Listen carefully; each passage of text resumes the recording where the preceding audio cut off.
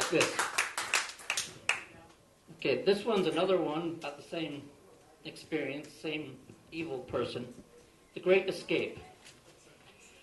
Having seen evil, spent an hour or more in the same room with him, I felt both a strong urge to wipe his image from my mind so as to go back to a life of having never seen or known or been exposed to evil.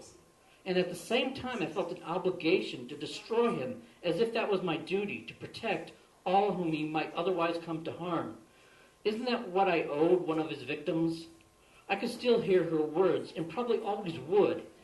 Are you just going to let him get away with it? And just the same, his words echoed through time. He said she had disrespected him, and for that she would have to escape in the daylight. She boarded a train the next day for a state up north from where she had come. Now I know, many years later, that he cannot be destroyed. And I just want to forget him, forget his name, as if I never met him. No, act as if I never knew he existed. And this one leads right after that. It's called A Modern-Day Van Helsing. This is going to be in the Horror Zine. Gene's going to be in there next month, too, and Scott Urban's in that magazine. So, this is... I never fired a gun in my life, but... And I probably never will. I'm a pacifist, actually. You wouldn't know it from what I write. But I wrote this song, this poem, A Modern-Day Van Helsing.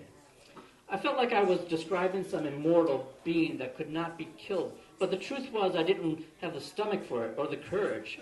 Though I dreamed of some modern-day Van Helsing driving a wooden stake through his heart, maybe a relative, lover, or friend of one of his victims.